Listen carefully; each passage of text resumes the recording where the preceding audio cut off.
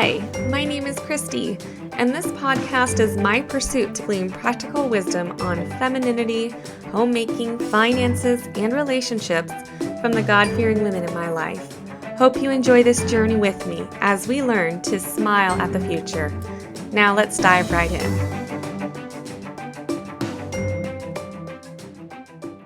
Hi ladies, today I have the privilege of interviewing Jenise Johnson.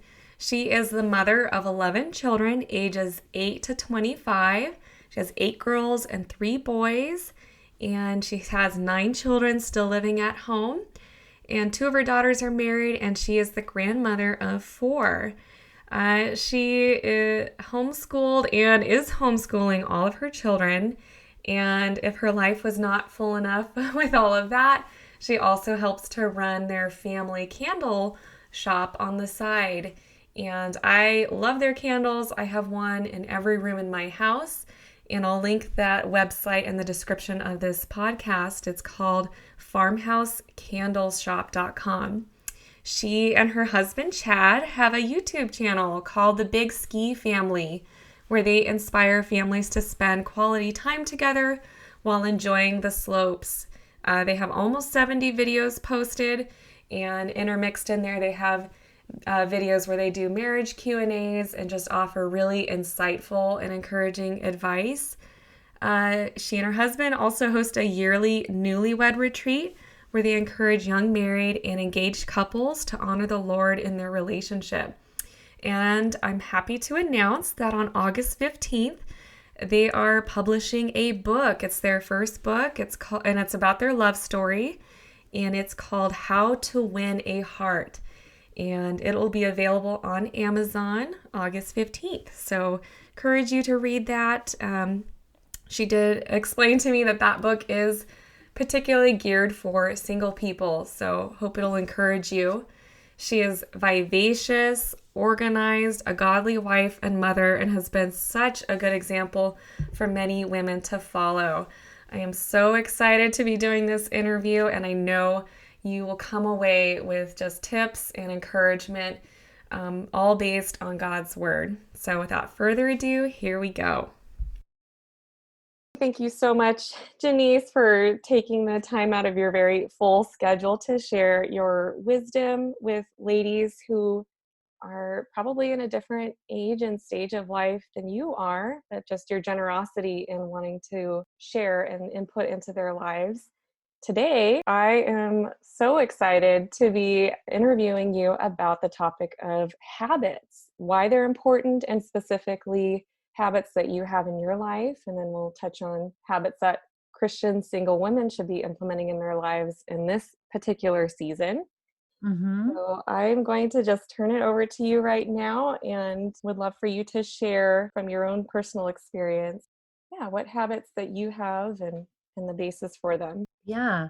Well, first of all, thank you so much for inviting me to be on this podcast. I just really feel honored, and I'm super excited for your new platform because I just really sense that there's a huge need out there, in particular for single women, and there aren't a lot of people that are encouraging this group of ladies. And so good for you. I just wanted to kind of preface this. When we were talking and you first called me, you had said something to the effect of, I said, who's my audience? Who am I talking to? And you said, well, I want to do a podcast, where, ladies are wanting to be married, but we're kind of, this is the plan B or whatever, something to that effect. And I was just like, oh my goodness. Well, let's start right there. You are not God's plan. You're not living out God's plan B for your life. He doesn't have a plan B. You are a plan A.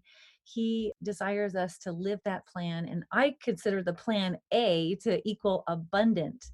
And, John 10:10 says, the thief cometh not, but for to steal, to kill, and to destroy.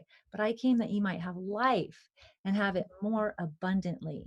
And single or married, he wants us living abundantly. And I think that's what the focus should be. And God is all about abundance. He's all about joy. He's all about life. He's all about fullness. He's all about more than. anything we could ever imagine. And Satan really wants to fill us with lies that we're not enough. And is there something wrong with me? I remember being 23 and thinking I would have been married by then. It was this very distinct time. I looked in the mirror, I was getting ready for a harp job, the day that I was going to actually meet my husband, and I had no idea at a wedding. And I remember thinking, oh, and I started to second guess and believe lies that, maybe there's something wrong with me. And I felt like, maybe my standards are too high for a guy. And I lowered them. And I felt like I ended up going out with somebody that was not, the best person for me. And my mom said, Jenise, you need to drop the bone to get the steak. And praise the Lord for people that speak into our lives. But sometimes we get tired of waiting. And like Abraham and Sarah, the Lord promised them a baby boy, and, they waited so long. Well, maybe we just need to do something else because we get tired of waiting. And so I just wanted to encourage all you single ladies that Psalm 16:11 says, thou wilt show me the path of life. Thou wilt show me the path. In thy presence is fullness of joy, and at thy right hand there are pleasures forevermore. And so he promised he will show me the path. He will show you the path. And in the meantime, in his presence, there's fullness of joy. And that's where he wants us to live. And so, married or not married, this is the kind of life that the Lord wants for us. Hmm.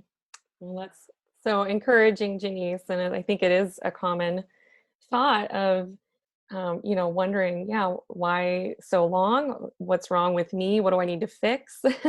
Right. um, but those aren't the thoughts. Yeah, those aren't the thoughts that Christ wants us to be thinking. Or should ever be the focus. The Yes. whole challenge is, John 10:27, my sheep hear my voice and I know them and they follow me. It's all about following the Lord because the Lord has specific plans with your name written on it that he wants you to live out. And this is the adventure. This is the excitement. There is nothing missing when you are following Christ and you are full of him. The byproduct of that is going to be when you are at peace with trusting God, with your future and where you are right now, there's a peace and confidence that comes with that. And that is very attractive to a man. And that's so my husband, he was saying, was attracted to me. He's like, I was just attracted to your joy and your excitement about living right where you were, and so it's important. Yes. Yes. Thank you for sharing that. Do you want to share just from your own life the habits that you set daily, weekly, and monthly, or however long you have them, and how you prioritize them? Okay, so the definition of a habit is an automatic reaction to a specific situation. And so we are creatures of habit. I mean, you think about, when you get out of the shower, watch yourself next time. You dry yourself the exact same way with your towel every time you get out of the shower. Okay, that's a really dumb example, So true. but we are creatures of habit and we are what we repeatedly do. And so my goal for my children is at a young age to establish habits in them so that they become automatic reactions when they get in a situation. And so it's super important for us to create good habits in our life. But here's the problem. This is what I find is that we don't slow down long enough to ask questions like, how am I spending my time? What am I eating? What am I drinking? What am I reading? Who am I spending time with? What am I spending my money on? It's just, we get on this, it's like a hamster, we just like get into life and we get busy and we start doing things and we're not thinking about what do I want with my life? What habits do I want in my life to support the lifestyle that I really want, So my first encouragement is to slow down and think about your thinking. Think about what you're doing and how you're spending your time. It's the little foxes that spoil the vine, right? Yes. And the little lies that Satan wants us to believe that, oh, this time it doesn't matter. If you just keep doing that, this time it doesn't matter, this time it doesn't matter, all of a sudden you find yourself 10, 20, 30 pounds overweight because this time it didn't matter. And it actually does. It's the little things. It's the compound effect of little decisions that you make. Satan is so cunning. Before we know it, we can have addictions. And we're like, how did we get there?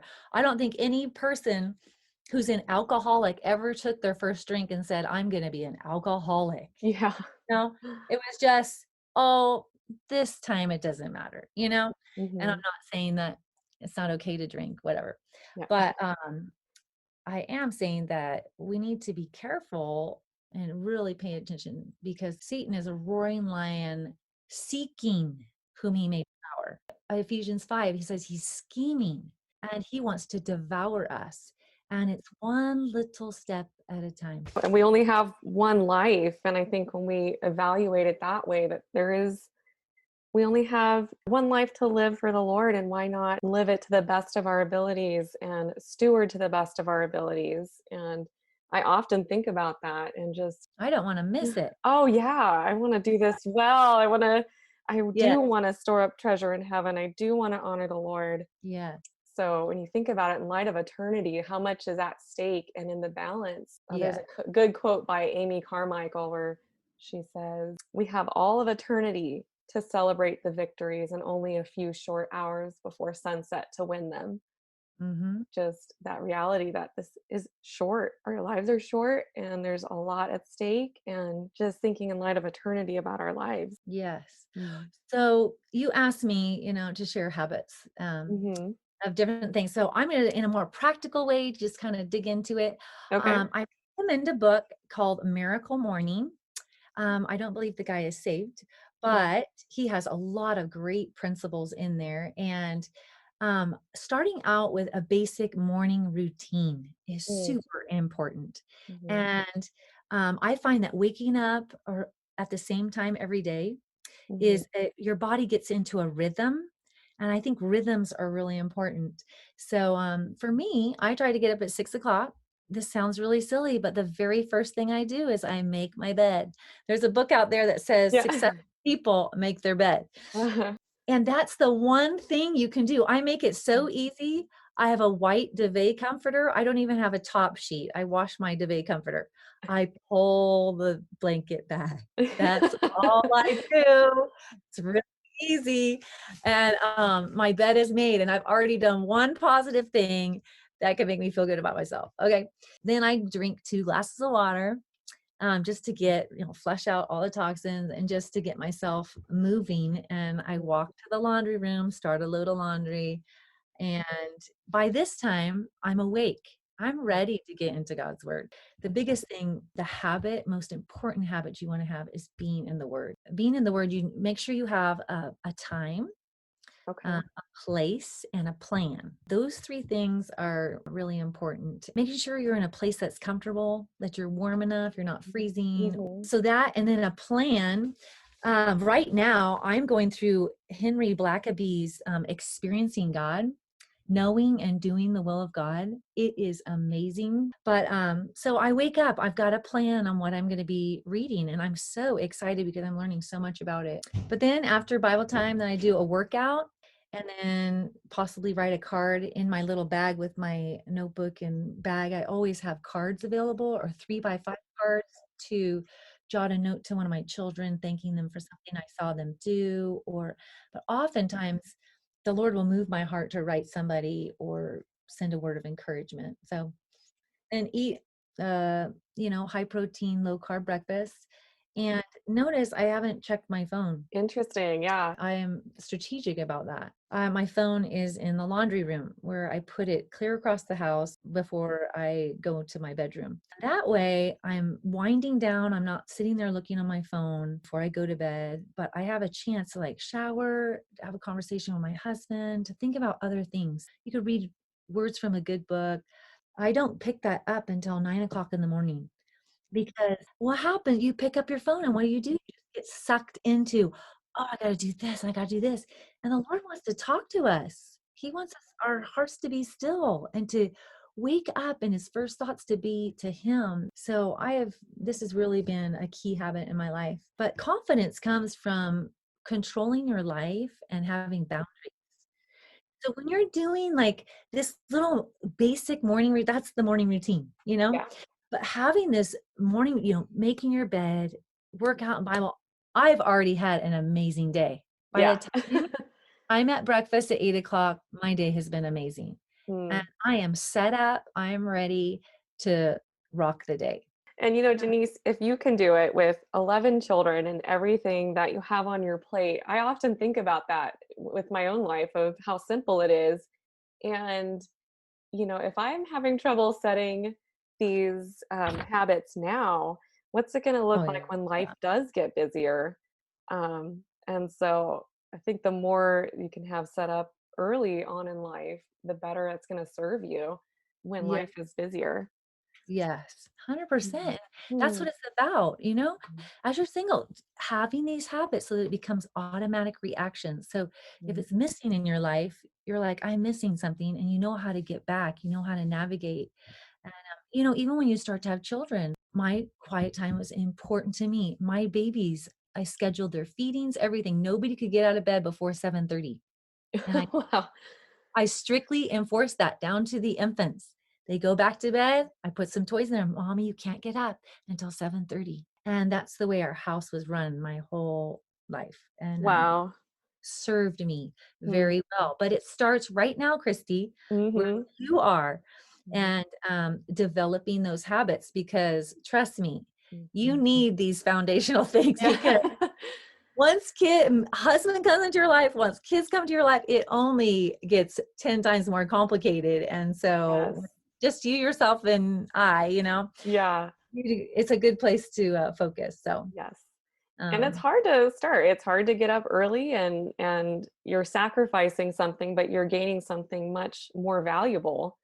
yes. Um, and I think I always come down to the getting up early for me is the struggle because I do have an early job. And so it means that if I get up early enough to do anything else besides get ready for work, Hmm. it's going to put me in the waking up in the 5 o'clock world, which I don't know. I'm not a morning person, so Right. that's a real struggle to think about that. But I think it gets easier, hopefully, as a habit does become second nature.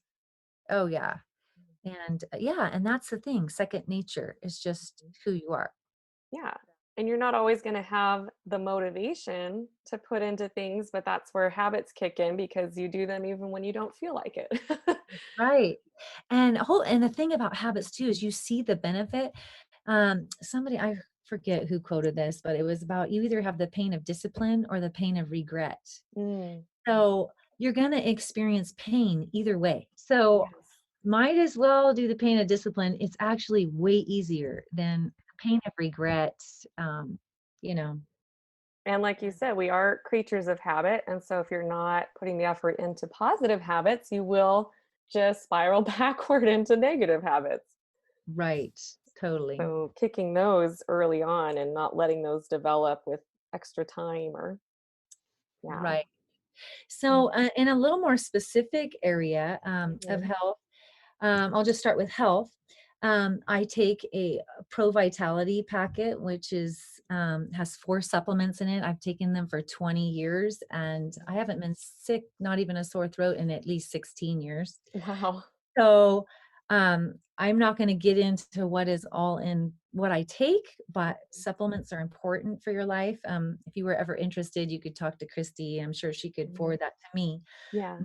But life is about energy, and I have a passion for women and their health, actually, Mm, mhm. because I am just seeing people that are exhausted. They don't have the energy to live the life that God wants them to live, Mm, because physically they can't physically yeah. do it, because Mm, and it goes back to habits, mhm, things that they're eating, things that they're mhm, drinking, not taking time for themselves to take 30 minutes every day just to move your body, get your heart rate up. All it mhm. takes is 30 minutes. But these things over time have a compound effect on your health. So the supplements that I've taken have carried me through 11 pregnancies, have taken me through menopause, and no, like, depression, good deliveries. Like, I just can't say enough about it. And I prioritize it. It costs money, yes, but I'm proactive about it, because money towards a cute dress is not going to be all that great when I'm laying in bed and I'm sick and I can't wear my dress or whatever you're Yes. putting your money towards. It's just not, stuff doesn't matter. If you don't have your health, people would give anything to get their health back. And I guess this has really become important to me as my husband, kind of collapsed 2 months after we were married and was bedridden for 6 months and with chronic fatigue. And I just see you know, what happens when we don't care for ourselves and manage our body. So, And it affects everyone around us. It might seem, if you're spending that much money on supplements, almost selfish, but it's not. And, if you can't serve others or the church well if you don't have the energy. Um, right. and I think that's really the goal of health and fitness, is not just to look good, which Oh, is kind of a byproduct, but you want to be able to serve well yes, and invest in others. And so, yeah, it starts with taking care of yourself. definitely. And all supplements aren't equal. So I don't want to get into all that right now, but anyway. Yeah. But another part of health is actually forgiveness. Because and anger and bitterness. Like if we don't have short accounts with other people, Mm. and we're not forgiving, this stuff lodges in our body and causes health issues. And I've seen that time and time again. So anyway, mentally, I try to read 5 pages of a book every day. Right now, I'm reading a book, Teaching from Rest, which is for homeschooling moms. It's just an exceptional book. But what you're feeding your brain is what is going to come out. And if we're just wasting time on social media, Mhm. consuming things that are frivolous, that really don't matter, that if you're feeling shallow and you're feeling empty, you might want to step back and just see where you're spending your time. But I find reading 5 pages from an inspiring book has really served me well. Right now with my children, I'm listening to Zig Ziglar, actually. Oh, fun. Twice a week, we do that for 30 minutes, speaking into their lives. That's good for them too. Uh, Financially, I'm just thinking as a single person, decide what you want to make and work backwards. My daughter, who is 19, is really good with this. She has an app and she decided, so there's a certain car she wanted to buy. So I need to make this much money in a year. So that means I need to make this much a month. I need to make this much a week. I need to make this much a day and this much an hour. And she's decided that I'm a $20 an hour person. That's what she's getting paid. And so she doesn't go below that. And that's the way she views herself. And it's amazing how I've seen that really, when she takes jobs, she just tells people, and I saw her get a $2 raise by someone paid her $18. She's like, well, actually, I've got some financial goals. If you really want me, I would be a 20 an hour person. And, I mean, she Oh just, my goodness, that's amazing. she has an app that shows you the money coming down. Like you start out with how much you want to make. So that's going down. And as your money goes up. So that can be, you can reward yourself with, if you reach a certain goal in any of these areas for Yeah. habits, you can reward yourself, you know, travel, food or clothes or whatever. Uh-huh. No debt. Try to stay out of debt. Like pay off your car as soon as you possibly can. Our Yes. kids have all had to buy their own cars, and so they just save, and then they buy what they can afford. And I'm meeting so many single gals that are just full of debt. Exactly. I feel like that is the biggest gift you can give your future family, future husband, Yes. is no debt. If you, and no debt, and also if you can go into marriage with a nest egg. Yeah. That was something my sister told me. She was like, I wish I had done that. I didn't have debt, but I didn't have a nest egg. And she really wishes she had invested and sacrificed during her single years, for her future in that way. Yeah, I guess I was a little more selfish. I didn't come into marriage with debt, but I was like, that's not my responsibility. I'm not Yeah. the provider. I'm just gonna I really had fun traveling and doing some fun things, and I never really put that thing on myself. But if you're bringing in loads of money, being a wise steward, and if the Lord puts that on your heart, I think that's a great gift. Oh my goodness, that you can give your husband. Such a great way to practice self-discipline too, that exercising that muscle. Yes. And we all know how important that is in a relationship. They say the number one cause of divorce is financial. I don't know how true that is, but if you can have that discipline in place, I don't know. I just feel like there's so many things in our lives that we can set up ourselves for success in different seasons later on. So, Yes. not that marriage is a guarantee, this will benefit you whether or not you get married. Oh, 100%. So, say that you sit down, you make a plan for your life, you make some habits you want to develop. What strategies do you use to be successful? It's easy to do a habit for a day or two, but how do you have it in place for the long haul and stick with it? Jim Rohn says, don't start your day until you have a plan. And don't start your week till you have a plan. Don't start your month till don't start your year till you have a plan. And I thought those were really wise words. So Chad and I, each year, we sit down and plan out, what do I want? Start Mm, out with what is, pray about it first. mhm, What do I want this year to look like? And then write down those things that you really want and book them out first. Because if you're anything like me, I just have, opportunities are coming, people want you to do this, they want you to go that. But if you have what you want first and what you really feel like the Lord's wanting you to do, everything else will fit in around that. It's like, well, that's not going to work. But if you don't have any plan, life is just going to happen to you. And you're going to wind up 10 years from now going, wow, I wish I would have done this and this and this. But it didn't happen because you didn't have a plan. I came up with a dream board. I was inspired by my daughter who does this. And I actually made a dream box. mhm. And I took pictures of things I wanted this year. I have this cute box that has all these pictures run off, and I have a big bow around it. And each month, at the first of the month, I write down how I give myself on a scale from 1 to 10 how I'm doing in each area. And so at the end of the year, I'm going to have 12 letters to myself on how I'm doing. Anyway, it just really has helped me stay focused on what I really want. And if you don't like your life, Mhm. change it, Yeah. right?